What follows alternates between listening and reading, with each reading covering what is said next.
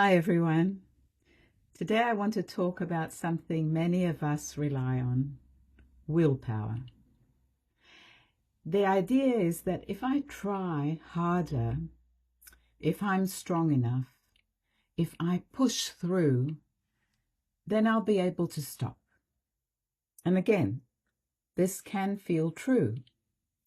You can have moments, even days, where you feel in control, clear, decided, determined.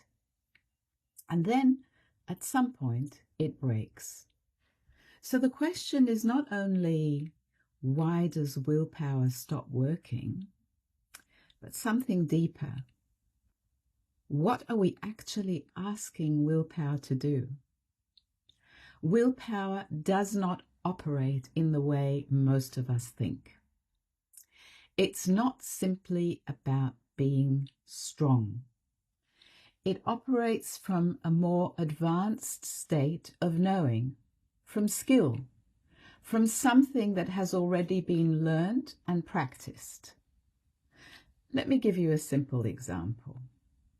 If you've never played the guitar, you cannot use willpower to perform a concert. You don't know how.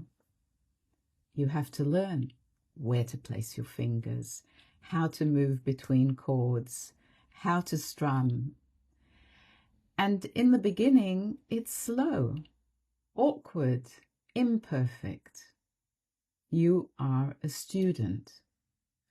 And only after practice, over time, does something become more natural. Then willpower can support it. But it cannot replace learning. And that is exactly what happens with emotional eating. For many of us, eating has become a long-standing way of coping, a way of soothing, a way of anesthetizing feelings. It is familiar. It is practiced. It works, at least in the short term.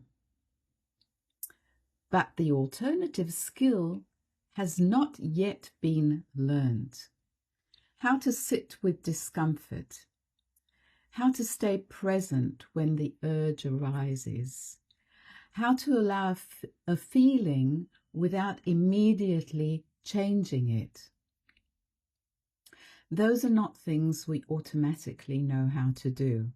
They are skills.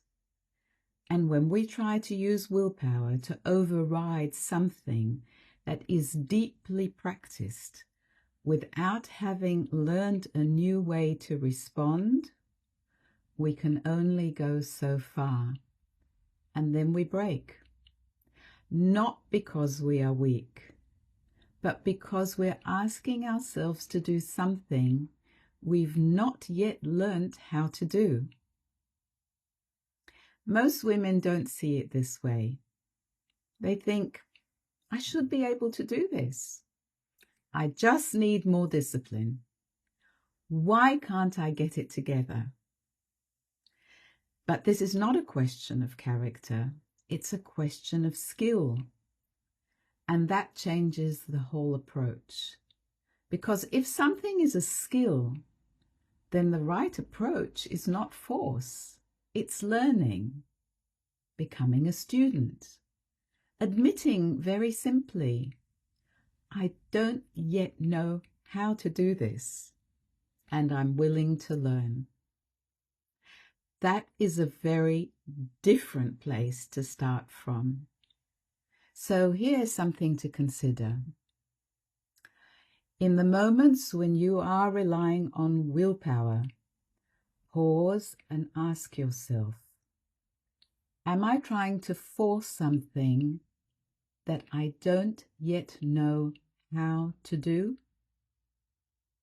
And if the answer is yes, then the question becomes, what is the smallest step I can begin to learn here?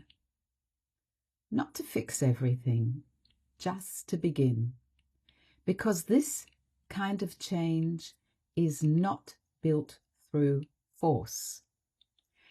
It is built through small, repeated steps. And awareness of that process is where it begins. Willpower is not the enemy, but it's not the foundation either. Real change comes from learning something new, slowly, patiently, step by step. If this resonated with you, stay close.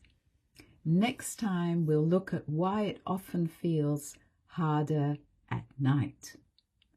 You're not broken. You are human. Awareness comes before freedom.